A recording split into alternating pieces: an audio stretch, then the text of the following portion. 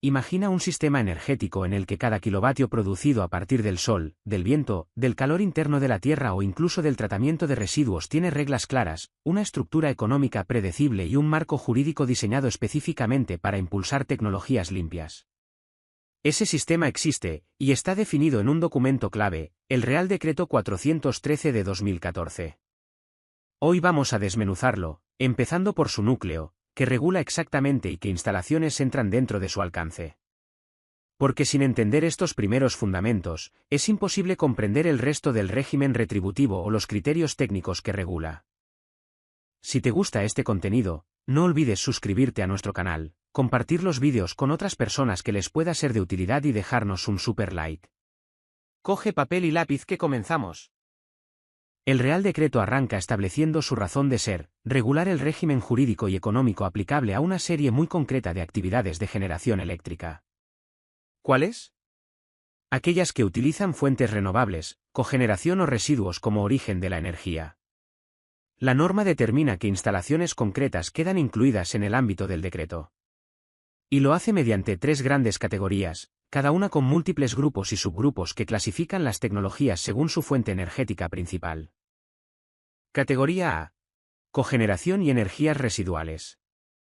Esta categoría agrupa instalaciones que aprovechan energías residuales o cogeneración. Se divide en 2 grupos principales. Grupo A1, cogeneraciones.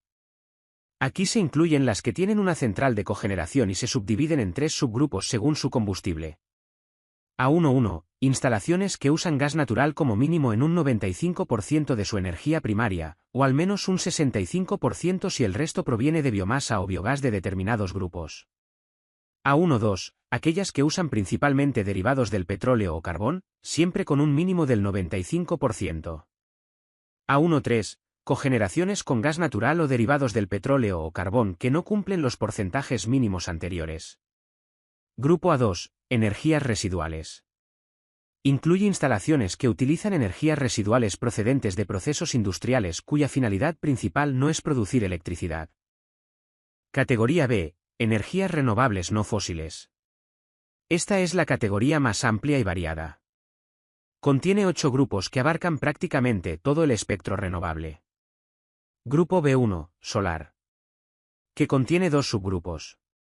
B1.1, fotovoltaica pura. B1.2, solar térmica de generación eléctrica. Grupo B2, eólica. También con 2 subgrupos. B2.1, eólica terrestre. B2.2, eólica marina.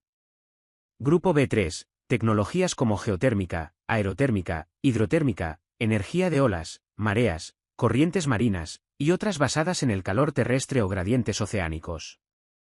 Grupo B4, hidráulicas de, al menos 10 megavatios. Subdivididas según si la infraestructura es exclusivamente hidroeléctrica, B4.1, o si aprovecha obras ya existentes, B4.2. Grupo B5, hidráulicas de más de 10 megavatios. Con la misma distinción. B5.1, instalaciones exclusivamente hidroeléctricas. B5.2, instalaciones integradas en infraestructuras previas de otros usos. Grupo B6, biomasa agrícola, forestal, ganadera o de jardinería. La biomasa debe representar, al menos, el 90% de la energía primaria. Grupo B7, biolíquidos y biogás procedentes de digestión anaerobia. Se divide en B7.1, biogás de vertederos controlados, con posibilidad de usar hasta un 50% de biogás de digestores. B7.2, biogás o biolíquidos procedentes de cultivos, residuos agrícolas o ganaderos, residuos industriales biodegradables, lodos de depuración, etc., pudiendo incorporar hasta un 50% de biogás de vertedero. Grupo B8, biomasa procedente de industrias del sector agrícola o forestal. Siempre con un mínimo del 90% como combustible principal. Categoría C, residuos no contemplados como biomasa. Aquí se incluyen instalaciones que usan residuos como combustible principal. Emplean biomasa de los grupos anteriores sin cumplir los límites mínimos. O funcionan con licores negros, un residuo típico de la industria papelera. Sus 3 grupos son C1, residuos domésticos y similares. C2, otros residuos industriales, licores negros y ciertas instalaciones procedentes del régimen anterior. C3. Centrales que emplean combustibles de bajas calidades mineras con alto contenido en azufre o cenizas, siempre que los residuos superen el 25% de la energía primaria. Aquí, el combustible principal debe representar al menos el 70% de la energía primaria. La potencia instalada se considera la potencia activa máxima que puede alcanzar una unidad de producción. Y esta potencia se fija como la menor entre las potencias indicadas en las placas de características de los equipos principales, motor, turbina o alternador, cuando están en serie. Si hay varios equipos en paralelo, se toma la menor suma posible de potencias de los equipos paralelizados. Para las instalaciones fotovoltaicas, el decreto establece dos valores y selecciona el menor. La suma de las potencias máximas unitarias de los módulos fotovoltaicos, medidas en condiciones estándar. O la potencia máxima del inversor o la suma de los inversores de la instalación. Esta precisión evita sobredimensionamientos ficticios y garantiza que todas las instalaciones estén evaluadas bajo criterios uniformes. El decreto distingue tres tipos de hibridación. Hibridación tipo 1. Instalaciones que combinan combustibles principales de los grupos B6, B8 y los licores negros del grupo C2, siempre que juntos representen al menos el 90% de la energía primaria anual. Hibridación tipo 2. Instalaciones del subgrupo B1-2, solar térmica, que añaden uno o más combustibles principales de los grupos B6, B7 y B8. Hibridación tipo 3. Instalaciones que ya tienen derecho al régimen retributivo específico y a las que se incorpore cualquier tecnología renovable de la categoría B, o incluso almacenamiento, siempre que no encajen en los tipos 1-2. Cada tipo de hibridación tiene un procedimiento de inscripción específico. Las de tipo 1 se inscriben según el combustible mayoritario, detallando los demás y sus porcentajes. Las de tipo 2 se inscriben siempre en el subgrupo B1-2, indicando los combustibles adicionales. Las de tipo 3 deben reflejar por separado las características técnicas de cada tecnología incorporada. Si alguna tecnología añadida no tiene derecho a retribución específica, simplemente recibe la retribución correspondiente al mercado eléctrico. Para permitir la correcta retribución, las instalaciones deben mantener un registro documental completo que permita atribuir la energía producida a cada combustible o tecnología. Las híbridas de tipo 3 deben disponer de equipos de medida independientes por tecnología. Cualquier cambio en combustibles o tecnologías debe comunicarse a el órgano competente, el organismo encargado de la liquidación y la Dirección General de Política Energética y Minas. Antes del 31 de marzo de cada año, las instalaciones híbridas deben presentar una declaración responsable con porcentajes de participación de cada combustible, cantidades anuales, poder calorífico inferior, consumos propios, rendimientos y justificantes del origen de los combustibles. Cuando una instalación entra en vigor, el titular y la empresa distribuidora deben suscribir un contrato técnico. Este contrato define la relación operativa entre la planta generadora y la red. En él se recogen varios elementos esenciales, donde se conecta la instalación, punto de conexión y medida, qué equipos de control, seguridad y medida se utilizarán, y cómo se va a medir la energía entregada, y, si aplica, la consumida. Además, el contrato debe describir la energía cedida o absorbida, potencia prevista, cantidades, previsiones de producción, venta y consumo. También deben figurar las causas que podrían llevar a la rescisión o modificación del acuerdo, y las condiciones de explotación de la conexión. Asimismo, cómo se actuará si la red no puede absorber la energía generada, casos de saturación o imposibilidad técnica. Si la instalación se conecta a la red de transporte, en lugar de distribución, será necesario formalizar un contrato técnico de acceso a la red, conforme a la normativa aplicable, es decir, según lo previsto en el artículo pertinente del reglamento de red. Finalmente, para que estos contratos sean válidos, el titular de la instalación debe acreditar las autorizaciones administrativas correspondientes, tanto la autorización de la planta generadora como la de las instalaciones de conexión hasta el punto de enlace con la red. Solo con esa acreditación se podrá poner en servicio la instalación. La norma reconoce una serie de derechos fundamentales para los titulares de instalaciones acogidas al decreto.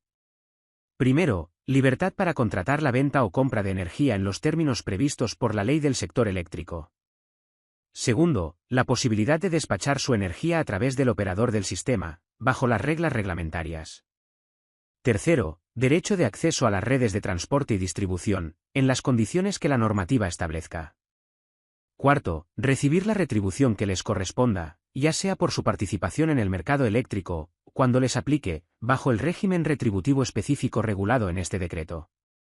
Y quinto, en supuestos de alteraciones del sistema, por ejemplo, fallos o actuaciones necesarias por seguridad del sistema, podrán solicitar la compensación por los costes en los que hubieran incurrido. Además, se garantiza que la energía procedente de fuentes renovables, y en segundo lugar la generada por cogeneraciones de alta eficiencia, tiene prioridad de despacho en el mercado, siempre que las condiciones económicas sean iguales. También se les otorga prioridad de acceso y conexión a la red frente a otras tecnologías, cuando se cumplan criterios objetivos, transparentes y no discriminatorios, siempre respetando la fiabilidad y seguridad del sistema. Los productores sujetos a este decreto tienen obligaciones previas al inicio de la inyección de energía a la red. Deben instalar equipos de medida que permitan determinar, con precisión, la energía producida en cada periodo de programación, así como facilitar su liquidación, facturación y control. Esa medición debe cumplir lo dispuesto también en el Reglamento Unificado de Puntos de Medida del Sistema Eléctrico. Además, las instalaciones deben inscribirse en el Registro Administrativo de Producción Eléctrica dependiente del Ministerio competente. Para instalaciones con potencia considerable, superior a 5 megavatios, o menores pero formando parte de una agrupación cuyo total supere 5 megavatios, será obligatorio adscribirse a un centro de control de generación y demanda, que servirá como interlocutor con el operador del sistema. Este centro enviará en tiempo real la información de producción, sumando fiabilidad y control al sistema. En territorios no peninsulares, el umbral baja a 0,5 megavatios. Asimismo, instalaciones con más de 1 megavatio, o agrupaciones equivalentes, deberán enviar telemedidas, es decir, datos en tiempo real del funcionamiento, ya sea de forma individual o agregada, según el caso. Esa información se remitirá a través del centro de control, hacia el operador del sistema. Los gestores de red de distribución tendrán acceso a esos datos cuando proceda. El decreto define también que se considera la agrupación, instalaciones que comparten punto de conexión, líneas de evacuación comunes o ubicación catastral próxima, de modo que se gestionen como un conjunto. Cuando se trate de instalaciones híbridas, deben reportarse tanto los datos agregados de producción como los correspondientes a cada tecnología individual, e incluso a los sistemas de almacenamiento si los hay. Todos los costes asociados al centro de control de generación, su instalación, mantenimiento, comunicaciones, etc., correrán a cargo de los generadores adscritos. La comunicación con el operador del sistema deberá cumplir los protocolos y estándares aprobados por la autoridad competente. Las condiciones de operación del centro de control y las obligaciones de los generadores se regirán por los procedimientos operativos correspondientes. Para ciertos casos de potencia o ubicación particular, las instalaciones deberán cumplir requisitos adicionales establecidos en normativa europea sobre conexión y control a la red. Además, hay obligaciones específicas de respuesta ante huecos de tensión, que son variaciones bruscas de tensión determinadas instalaciones fotovoltaicas o eólicas, o aquellas que superen ciertos umbrales de potencia, deben cumplir requisitos técnicos de control de tensión. Si pertenecen al ámbito de regulaciones comunitarias, aplicarán lo que la normativa europea y las órdenes ministeriales definan. El cumplimiento de estas obligaciones, medición, registro, control, telemedidas, control de tensión, es condición indispensable para poder acceder al régimen retributivo específico. Si no se cumplen, la retribución se limitará a la participación en el mercado eléctrico, sin prima adicional. Además, pueden aplicarse sanciones conforme al régimen sancionador previsto. Por último, los encargados de la lectura comunicarán periódicamente al titular y al operador del sistema las agrupaciones existentes, su código y potencia. El operador del sistema remite semestralmente esa información al organismo responsable de la liquidación y a la autoridad energética, que podrá requerir datos adicionales si lo considera necesario. Las instalaciones sujetas al decreto participan en el mercado de producción eléctrica, bajo las reglas generales, con ciertas particularidades. Deben presentar ofertas económicas para cada periodo de programación, ya sea directamente o a través de un representante. Hay excepciones, cuando les sea aplicable, pero la norma exige que las ofertas se basen en la mejor estimación de producción posible, o, en su defecto, en los perfiles estándar de producción definidos en el decreto. La potencia que utilicen para participar en el mercado será la potencia neta regulada por los mecanismos de capacidad o hibernación, si los hubiera, o, si no, la potencia instalada definida conforme al artículo 3. Tanto el operador del mercado como el operador del sistema harán liquidaciones mensuales, y remitirán la información de pagos al organismo responsable de la liquidación. De ese modo, se asegura transparencia y registro periódico. Las instalaciones contempladas por este decreto pueden participar, si están habilitadas previamente, en los mercados de los servicios de ajuste del sistema. Esto no es obligatorio, pero sí una opción para quienes quieran contribuir a la estabilidad del sistema eléctrico. Para que su oferta sea aceptada debe alcanzar un mínimo agregado de 10 megavatios, aunque este mínimo puede alcanzarse sumando varias instalaciones. La autoridad energética determinará, mediante resolución, qué tecnologías son aptas para estos servicios, considerando hibridaciones, almacenamiento, operación integrada, etc. Esa resolución se publicará en el boletín oficial. Las pruebas necesarias para que una instalación esté habilitada, es decir, certificaciones técnicas y de operación, también serán aprobadas por resolución, y deberán publicarse oficialmente. Una particularidad, si una instalación tiene obligación de cumplir ciertos requisitos de eficiencia energética, pero justamente está siendo programada por restricciones técnicas, durante ese periodo quedará eximida del cumplimiento, evitando penalizaciones cuando la limitación viene de la red y no de ella. El decreto fija las bases del régimen retributivo específico, destinado a apoyar la producción eléctrica a partir de fuentes renovables, cogeneración eficiente y residuos. Este régimen no sustituye al mercado, se aplica adicionalmente cuando la instalación no puede competir por sí misma en condiciones de mercado con una rentabilidad razonable. La asignación al régimen se realizará mediante procedimientos de concurrencia competitiva que deben ser objetivos, transparentes y no discriminatorios. Cada instalación se asociará a una instalación tipo, una referencia estándar que define parámetros de retribución según tecnología, potencia, costes, etc. La retribución se calcula tomando esos parámetros de la instalación tipo, adaptados a la situación particular de cada instalación. La retribución específica consta de dos componentes principales. Retribución a la inversión, un pago por unidad de potencia instalada, expresado en euros por megavatio hora. Retribución a la operación, un pago por unidad de energía generada y vendida, expresado en euros por megavatio hora. La cuantía final depende de la potencia con derecho al régimen retributivo, de las horas efectivas de funcionamiento, de la producción real, entre otros factores técnicos. Para otorgar el régimen retributivo, no basta con presentar una instalación, debe haber un procedimiento de concurrencia competitiva que defina qué tecnologías o colectivos pueden acceder, y bajo qué condiciones. Una vez se abra ese mecanismo, el órgano competente, el Ministerio, con su autoridad delegada, fijará los parámetros retributivos para cada instalación tipo que haya resultado adjudicataria. Tras la adjudicación, se publica una resolución. Los titulares reciben la asignación de potencia en estado de preasignación. En ese momento se definen los parámetros económicos. Si la asignación no está vinculada a una instalación concreta, algunos campos técnicos se completarán más adelante, cuando se solicite la inscripción definitiva en estado de explotación. En todo caso, la instalación tipo asociada será la que resultó del mecanismo competitivo. Para aplicar el régimen retributivo con equidad, el decreto define el concepto de instalación tipo. El Gobierno, mediante orden ministerial, creará una clasificación de tipos según tecnología, potencia, ubicación, antigüedad, sistema eléctrico, y otros criterios que se consideren necesarios. A cada tipo se le asigna un código. Cada instalación tipo tiene definidos unos parámetros retributivos, inversión estándar, operación, vida útil regulatoria, número mínimo y máximo de horas de funcionamiento, umbrales de precio de mercado, estimaciones de ingresos, costes de explotación, tasa de actualización, valor neto del activo, etc. Estos parámetros permiten calcular, para cada instalación real, cuál es su retribución esperada, siempre suponiendo una gestión eficiente y bien gestionada, bajo criterios homogéneos y comparables. Es clave, no se consideran costes o inversiones extraordinarias distintas de la producción eléctrica estándar, y los criterios deben ser aplicables en todo el territorio español. El Real Decreto detalla cuándo, y cómo, una instalación real se asigna a una instalación tipo concreta.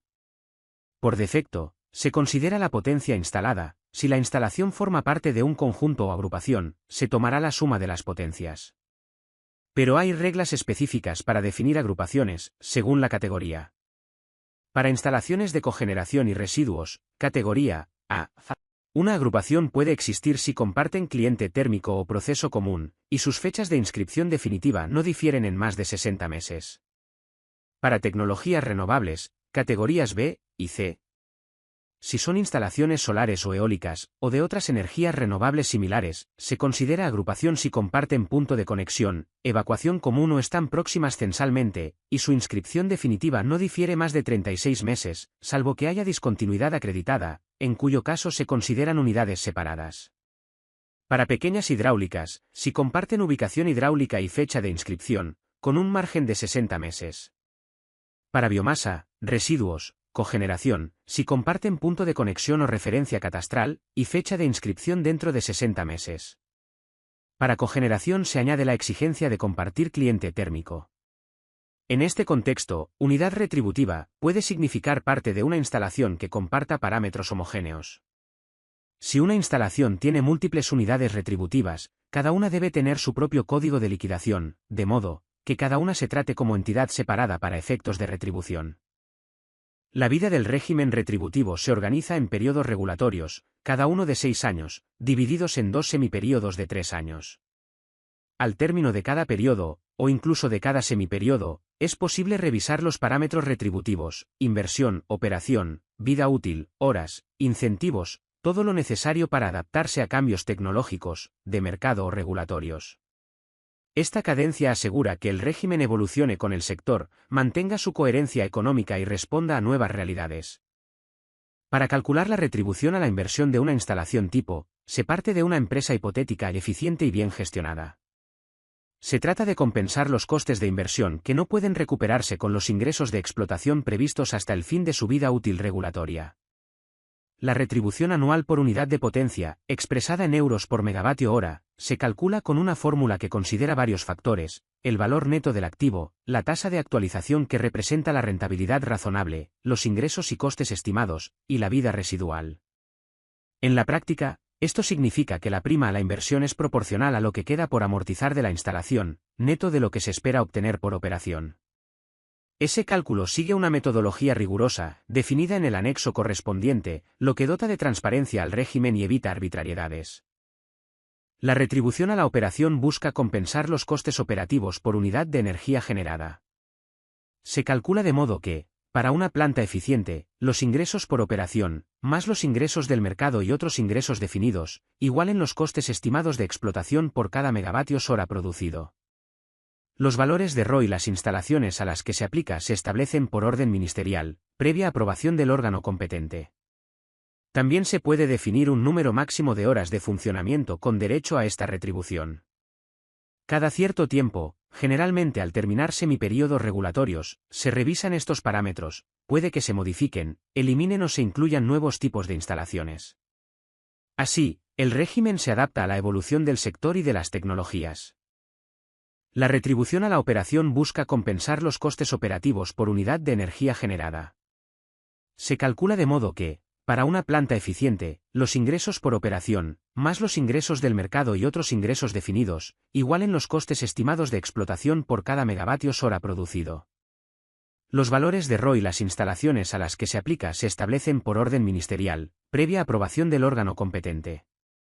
También se puede definir un número máximo de horas de funcionamiento con derecho a esta retribución. Cada cierto tiempo, generalmente al terminar semiperiodos regulatorios, se revisan estos parámetros, puede que se modifiquen, eliminen o se incluyan nuevos tipos de instalaciones. Así, el régimen se adapta a la evolución del sector y de las tecnologías.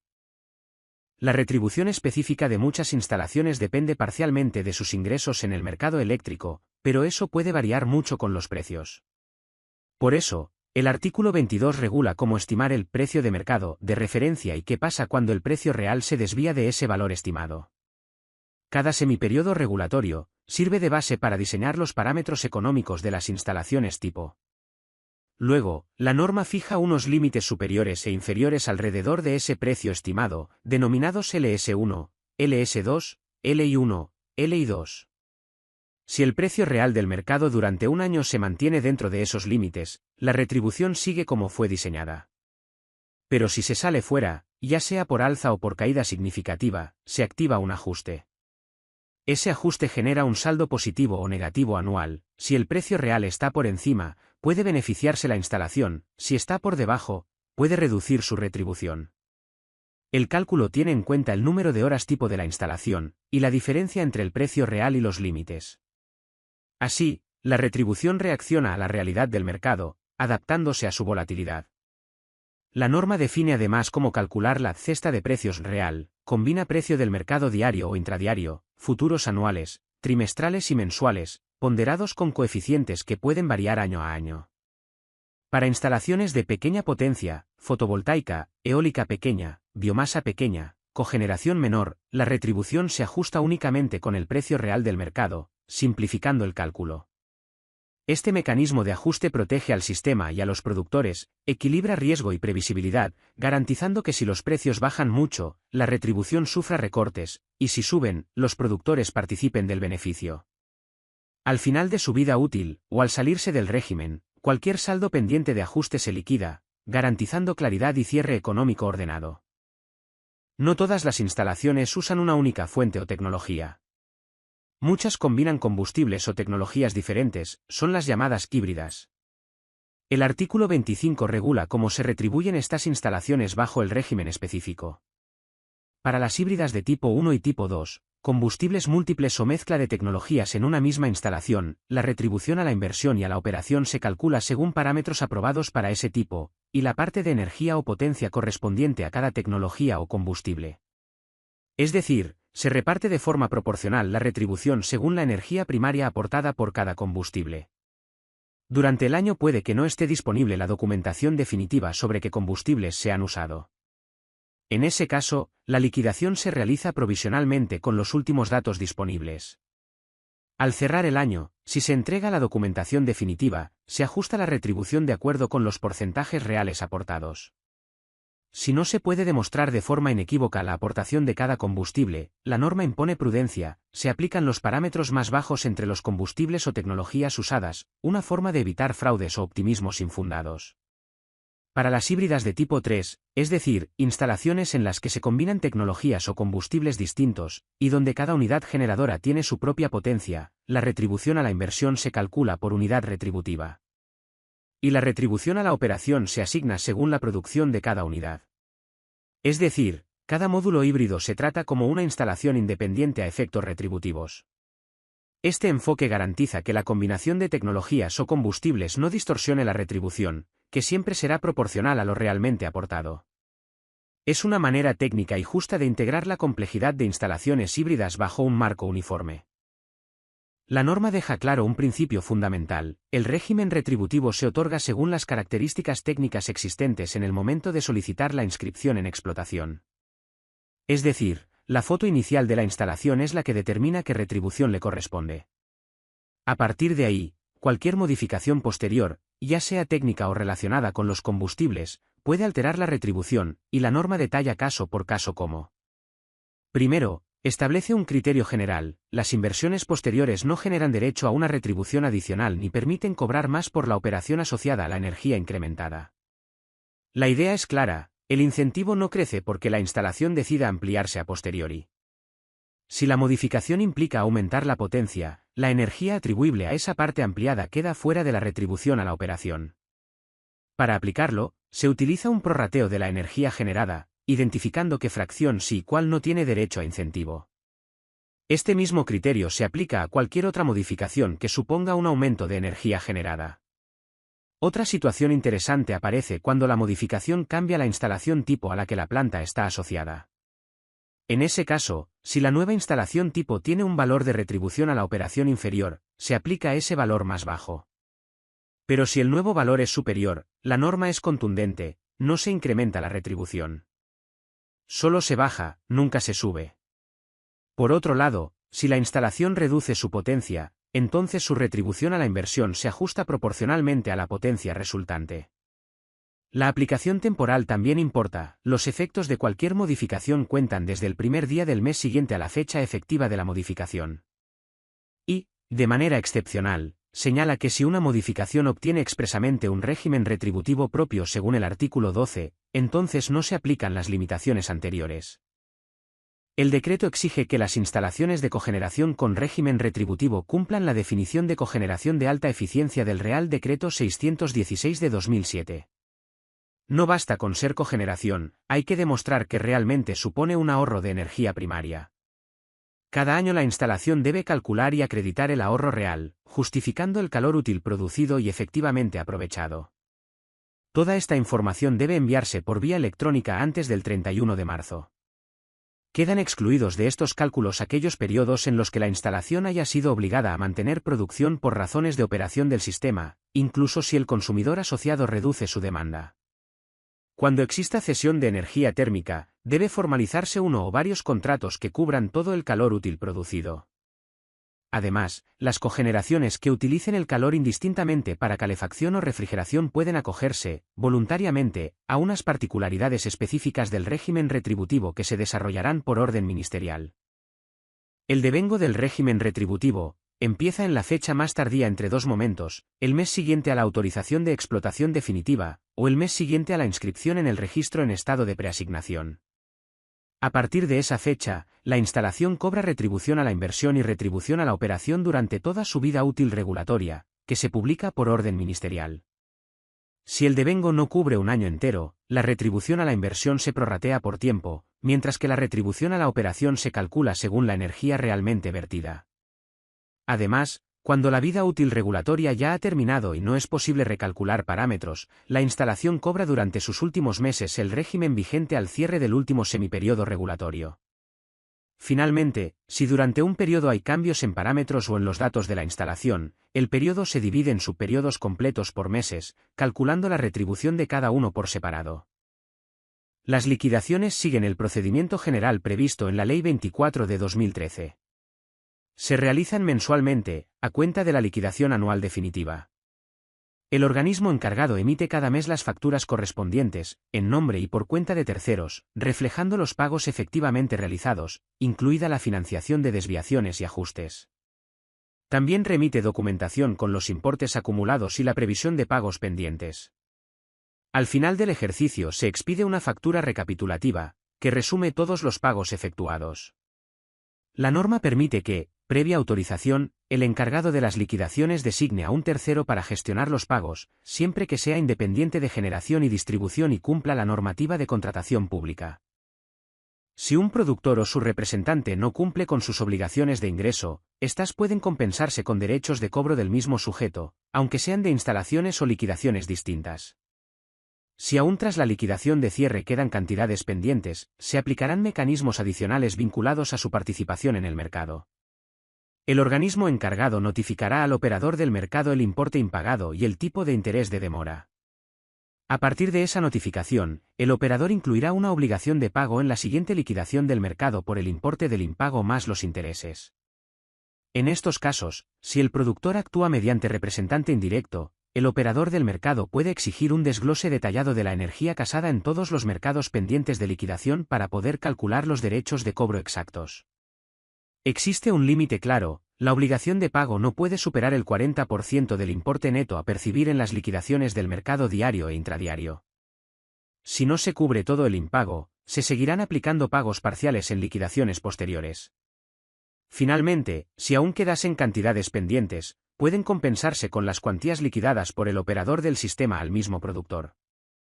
Las instalaciones de los grupos B6, B7, B8 y C2 deben acreditar que sus combustibles principales cumplen los criterios de sostenibilidad y reducción de emisiones establecidos en el Real Decreto 376 de 2022. Si parte de ese combustible no cumple los criterios, los ingresos anuales se reducen proporcionalmente aplicando un coeficiente K, calculado como la fracción de energía primaria acreditada respecto a la energía primaria considerada del combustible principal. El coeficiente K tiene 4 decimales y nunca puede superar 1.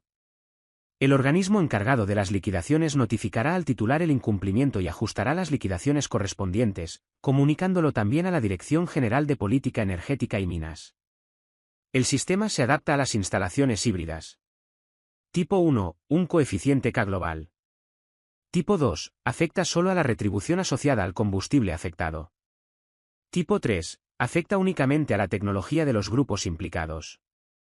Si no se comunica la información o no se puede acreditar en una inspección, se considera que no se cumple, y se aplica igualmente la minoración. Las instalaciones del Grupo C1 deben acreditar que cumplen las obligaciones de recogida separada previstas en la Ley 7 de 2022, salvo excepciones legales. Las del Grupo C2 deben acreditar el cumplimiento de las obligaciones de recogida separada aplicables a los residuos que utilizan. Si la instalación no acredita el cumplimiento, los ingresos anuales se reducen mediante un coeficiente K, calculado como la energía primaria acreditada sobre la energía primaria considerada del combustible principal, que en este caso es el 70% de la energía primaria utilizada. El coeficiente sigue la misma lógica, 4 decimales, nunca superior a 1. Si no se realiza la comunicación o no se acredita en una inspección, se aplica automáticamente la minoración correspondiente. Seguimos avanzando por el Real Decreto y llegamos al artículo 37, donde se establece una obligación fundamental: toda instalación de producción incluida en el ámbito del Real Decreto debe aparecer en el Registro Administrativo de Instalaciones de Producción de Energía Eléctrica, gestionado por el Ministerio competente. La inscripción no es única, sino que se divide en dos grandes secciones según la potencia. Por encima de 50 megavatios, la instalación va a la primera sección, por debajo o igual a ese umbral, a la segunda. Y si el decreto no regula algún detalle concreto de este registro, se remite a las reglas del Real Decreto 1955 de 2000. El procedimiento de inscripción tiene dos fases, una inscripción previa y una inscripción definitiva. Además, antes de obtener la definitiva, ciertas instalaciones deben someterse a una prueba para acreditar sus potencias, la bruta, la neta y la mínima, conforme a la normativa que establezca los mecanismos de capacidad o hibernación. Estas potencias formarán parte obligatoria de la información del registro correspondiente. La solicitud de inscripción debe incluir, como mínimo, la autorización provisional para pruebas y la documentación que demuestre que se han completado los trámites de acceso y conexión, así como el contrato técnico correspondiente. Esa documentación varía según si la conexión es a la red de transporte, a la de distribución con ciertos umbrales de potencia o al resto de casos. En todos ellos aparece un elemento clave: el certificado del encargado de la lectura con el código CIL asociado. Se permiten pequeñas discrepancias, de hasta un 5%, entre la capacidad de acceso o la potencia instalada de los documentos presentados y las autorizaciones iniciales, siempre que no exijan una nueva autorización. Pero deberán corregirse antes de la notificación operacional definitiva. Si la autorización corresponde al Estado, la solicitud se dirige a la Dirección General de Política Energética y Minas, que tiene un mes para resolver. Si corresponde a una comunidad autónoma, ésta debe comunicar la inscripción al Ministerio para que la tome en razón en el registro administrativo estatal. Como resultado de esta inscripción previa, la instalación recibe un número identificador, que se notifica al interesado. Además, esta inscripción permite el funcionamiento en pruebas, aunque la energía vertida en esa etapa solo tiene derecho al precio del mercado, sin ningún otro tipo de retribución. Para solicitar la inscripción definitiva, la instalación debe aportar la autorización de explotación definitiva y la documentación que confirme que se han cumplido los requisitos técnicos y operativos que no pudieron verificarse en la inscripción previa, entre ellos la adscripción a un centro de control. De nuevo, según el nivel de potencia y la red de conexión, la vía documental cambia: notificación operacional definitiva para conexión a transporte, o informes del operador del sistema y del gestor de red en determinados supuestos. Si la competencia es estatal, la resolución vuelve a recaer en la Dirección General de Política Energética y Minas, con un plazo máximo de un mes. Si es autonómica, la comunidad debe comunicar la inscripción para que el registro estatal la refleje, tomando como fecha la que figure en la resolución autonómica. La inscripción definitiva se comunica tanto al interesado como a los gestores de red implicados. Además, en instalaciones cuya autorización dependa del Estado, se pueden tramitar de forma simultánea la inscripción definitiva en este registro y la inscripción en estado de explotación en el registro de régimen retributivo específico. El registro de régimen retributivo específico tiene como objetivo gestionar el otorgamiento y seguimiento de la retribución específica destinada a instalaciones de renovables, cogeneración de alta eficiencia y residuos. Las inscripciones pueden estar en dos estados: uno de preasignación y otro de explotación. Es obligatorio estar previamente inscrito en preasignación antes de poder pasar al estado de explotación.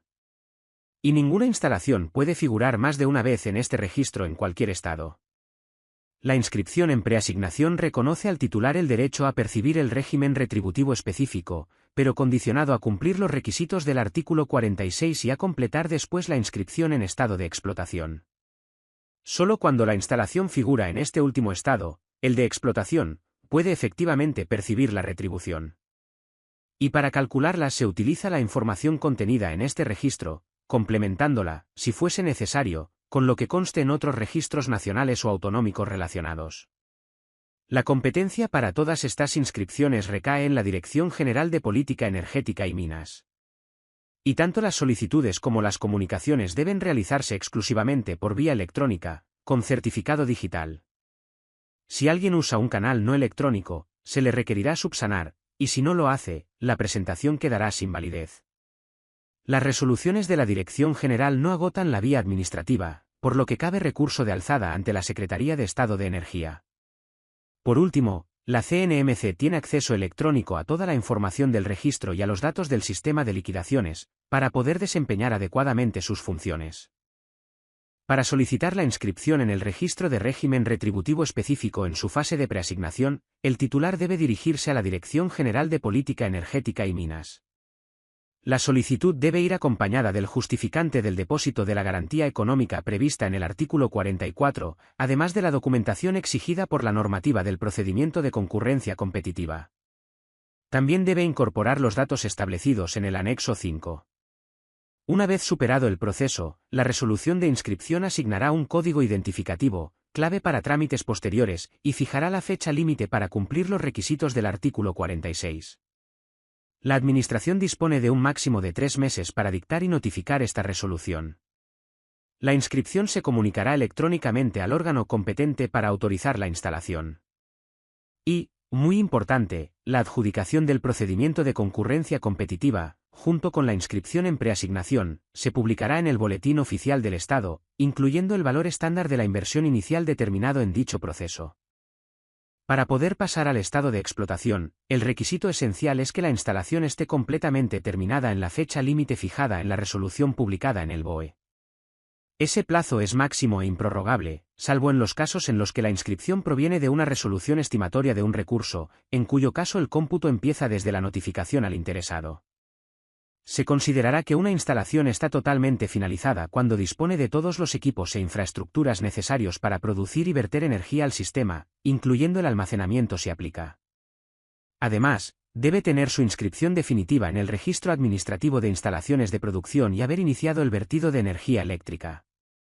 El arranque del vertido debe acreditarse mediante un certificado del encargado de la lectura, con los valores y fechas de las mediciones. Y el encargado debe realizar esa lectura en un máximo de 15 días desde que el titular comunica el inicio del vertido en pruebas. Junto a esto, la instalación debe cumplir las características técnicas definidas por orden ministerial. Respecto a la potencia, puede haber diferencias respecto a la inscrita en preasignación. Si la potencia instalada es menor, la potencia con derecho a retribución será la realmente ejecutada. Si resulta mayor, se mantiene como potencia retribuible la inicialmente inscrita en preasignación. El titular inscrito en preasignación debe solicitar la inscripción en explotación en el plazo máximo de un mes desde la fecha límite definida en el artículo 46. En la solicitud deben incluirse los datos del anexo V, acreditar que el titular coincide con el que figura en el Registro Administrativo de Instalaciones, y aportar la comunicación de ayudas públicas, la declaración responsable y el certificado del encargado de la lectura que demuestre que el vertido comenzó dentro del plazo. La Dirección General evaluará que se cumplen los requisitos del artículo 46. Si todo es correcto, inscribirá la instalación en explotación, cancelará de oficio la inscripción en preasignación y ordenará la devolución de la garantía, salvo las excepciones previstas. Si la potencia ejecutada es menor que la inscrita en preasignación, se ajustará la inscripción y se cancelará la parte proporcional de la garantía. Si la diferencia es inferior al 5% y esa fracción de garantía es menor de 1.000 euros, se devolverá la garantía completa. Una vez finalizado el plazo para solicitar la inscripción en explotación, si existen diferencias de potencia no regularizadas o solicitudes inadmitidas o desestimadas, se iniciará la cancelación de la parte correspondiente a la potencia incumplida, ejecutando la fracción de garantía asociada. Antes de resolver, la Dirección General puede pedir información adicional al órgano autorizante, al encargado de la lectura o al propio titular. El plazo máximo para resolver es de 3 meses. La resolución se notificará al titular y se comunicará electrónicamente al órgano autorizante, al liquidador, al operador del sistema y al operador del mercado. En los casos de instalaciones agrupadas bajo el mismo código de preasignación, el titular debe presentar solicitudes separadas indicando las demás asociadas. El orden de inscripción será el que marque el titular, si no indica nada, se seguirá el orden de presentación. Y como conclusión, la inscripción en explotación es absolutamente necesaria para acceder a la retribución específica. Si el titular no presenta la solicitud de inscripción en explotación dentro del plazo previsto, o si ésta resulta inadmitida o denegada, la Dirección General podrá iniciar el procedimiento de cancelación por incumplimiento. Este procedimiento siempre incluye audiencia al interesado. La cancelación supone perder los derechos asociados a la preasignación y ejecutar la garantía depositada, salvo las excepciones ya contempladas. La resolución se notificará al titular y se comunicará electrónicamente al órgano autorizante. El plazo máximo para resolver este procedimiento es de 6 meses desde su inicio.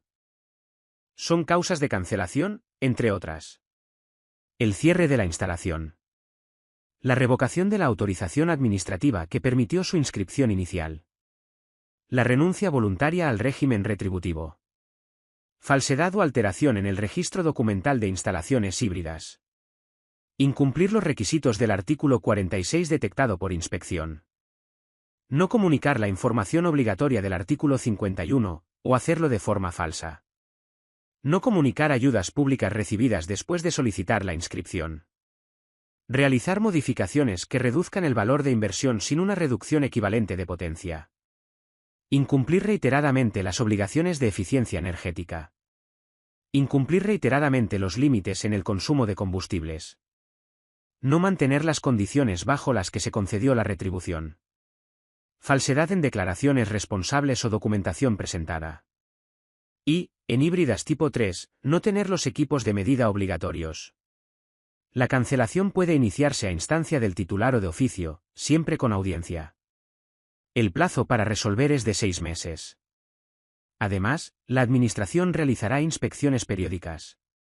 Si se constata por cualquier medio que ya no se cumplen las condiciones, se abre el procedimiento de cancelación. La cancelación implica perder la retribución desde la fecha en que se dejó de cumplir el requisito, y, si corresponde, devolver lo cobrado de forma indebida con intereses, incorporándose esas cantidades como ingresos del sistema. Todo ello sin perjuicio de posibles sanciones. La resolución se notificará al titular y se comunicará electrónicamente a los actores del sistema eléctrico.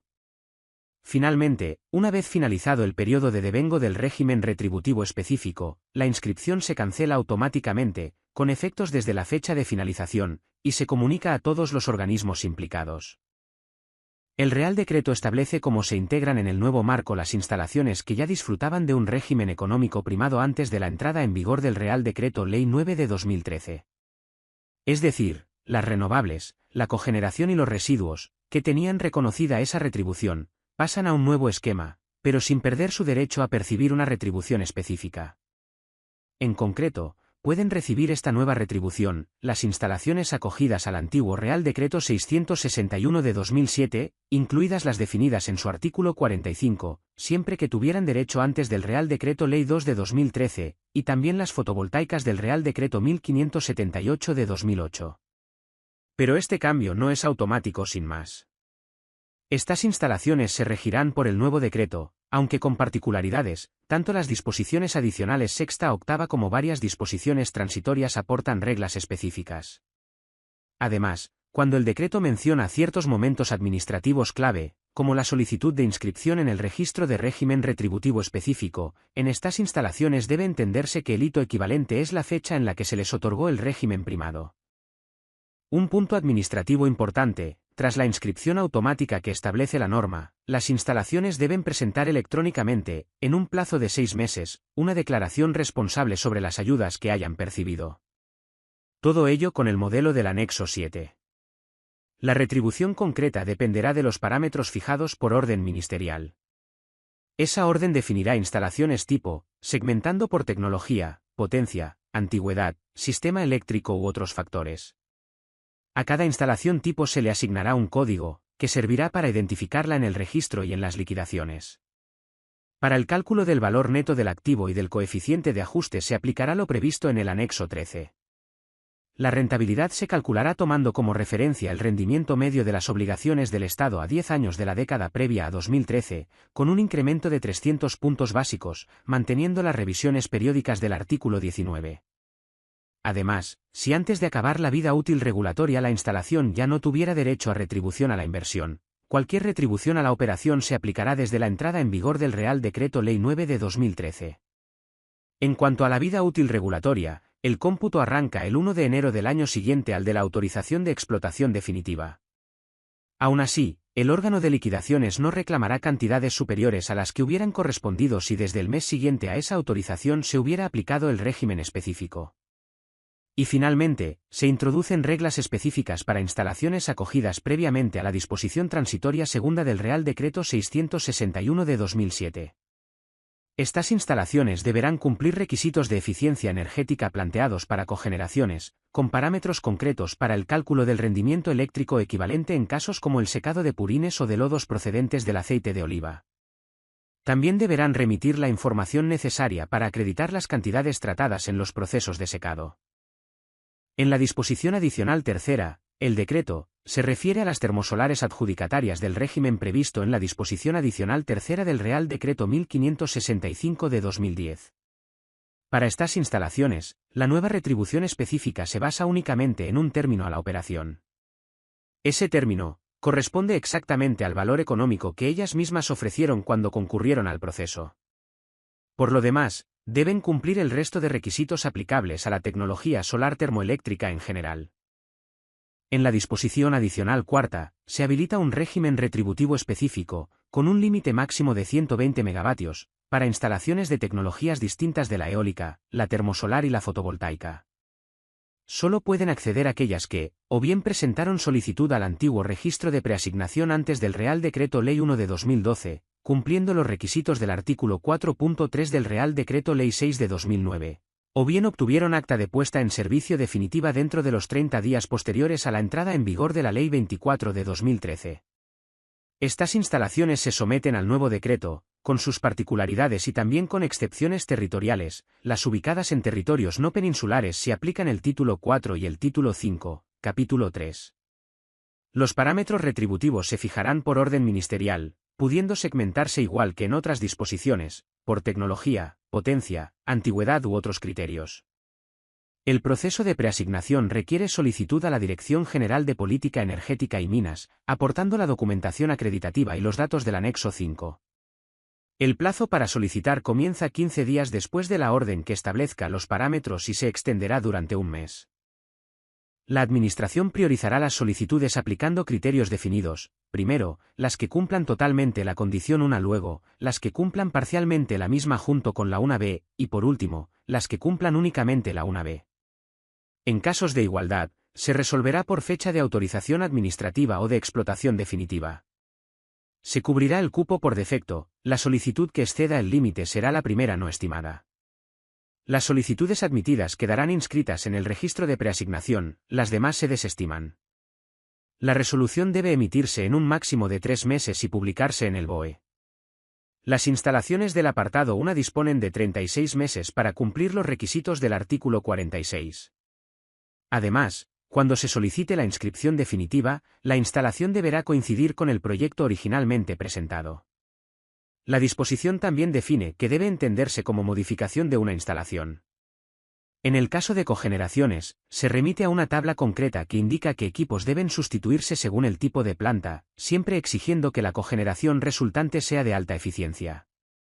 En el resto de tecnologías, se considera modificación la sustitución de los equipos principales, que deberán ser nuevos. En caso de duda, el titular podrá pedir a la Dirección General los criterios exactos. Si la modificación afecta solo a una parte de la instalación, esa parte se tratará como una nueva unidad retributiva, manteniéndose inalterado el régimen de la parte no modificada. En los sistemas aislados, cada megavatio cuenta, y mucho. Se establece un régimen retributivo específico para nuevas instalaciones eólicas y fotovoltaicas, así como para modificaciones de instalaciones eólicas existentes en territorios no peninsulares. La asignación se hará mediante concurrencia competitiva.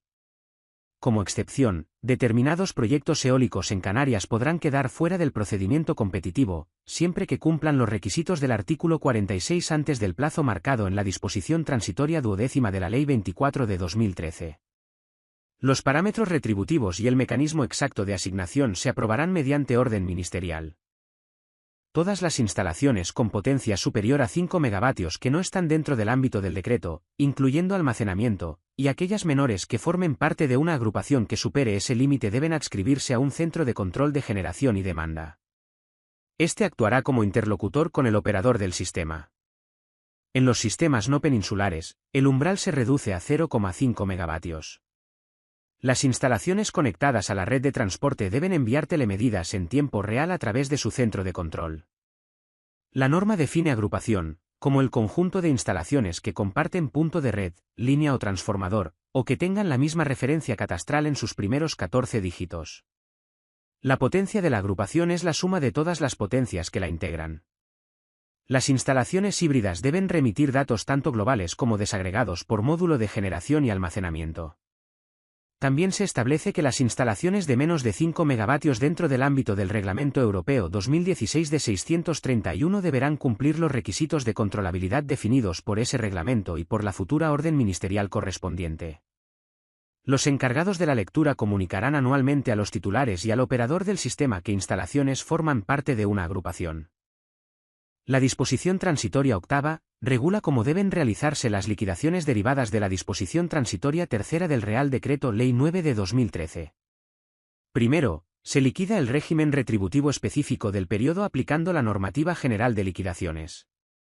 Después, se incorpora una novena parte de los derechos u obligaciones calculados para la energía generada entre la entrada en vigor del Real Decreto Ley 9 de 2013 y la plena aplicación del nuevo sistema. Si esta incorporación genera una obligación de pago que supere el 50% de lo que correspondería cobrar por el periodo, se ajusta para no superar ese límite, salvo que la 12ª parte del total de obligaciones sea mayor, en cuyo caso prevalece esa cifra. Para instalaciones con horas de funcionamiento reducidas hasta noviembre de 2015, se permite solicitar un fraccionamiento de pago según el volumen total de la deuda, pudiendo alcanzar hasta 60 meses.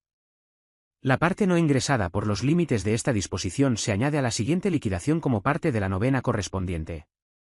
Además, se detallan reglas sobre cómo considerar las liquidaciones realizadas a cuenta bajo el Real Decreto 302 de 2011, distinguiendo si generaron derecho de cobro u obligación de pago. La disposición también regula mecanismos de compensación cuando un sujeto o su representante incumplen obligaciones de ingreso. Estas compensaciones pueden realizarse con derechos de cobro del mismo sujeto, incluso si cambió de representante, o con cuantías derivadas del mercado diario e intradiario, siguiendo un procedimiento preciso con límites claros, como el 40% del derecho de cobro por liquidación. La disposición transitoria novena fija condiciones para instalaciones de cogeneración con retribución primada antes del Real Decreto Ley 9 de 2013 y que no fueron modificadas sustancialmente bajo el Real Decreto 661 de 2007. Si estas instalaciones tienen una retribución a la inversión distinta de cero, no se les aplicarán ciertos artículos del nuevo decreto, en su lugar deben seguir lo previsto aquí. Deben cumplir las condiciones de eficiencia energética del anexo 14. Además, deben acreditar cada año su rendimiento eléctrico equivalente, justificando el calor útil realmente aprovechado, y remitirlo por vía electrónica antes del 31 de marzo. Si no cumplen los requisitos, sus ingresos se corrigen considerando solo la energía que sí cumpla los rendimientos exigidos. En esta disposición, las referencias a cogeneración de alta eficiencia se sustituyen por cogeneración que cumpla con las condiciones del anexo 14. Las instalaciones cuyo valor de retribución a la inversión sea cero quedan exentas de lo dispuesto en el artículo 32.3. También se introduce una opción voluntaria para instalaciones que utilicen calor para climatización, pudiendo acogerse a lo previsto en el anexo 16, con particularidades que se desarrollarán mediante orden ministerial. Finalmente, se mantiene vigente la disposición adicional primera del Real Decreto 1565 de 2010 hasta que se apruebe la regulación de las condiciones técnicas de conexión de instalaciones de cogeneración y su consumidor asociado. Y hasta aquí nuestro resumen del Real Decreto 413/2014. Esperamos que te haya sido de utilidad, no dudes en suscribirte y activar la campanita para estar al tanto de la normativa, déjanos un like, comparte, y pon en comentarios qué normativa se te atraviesa. Nos vemos en el próximo vídeo.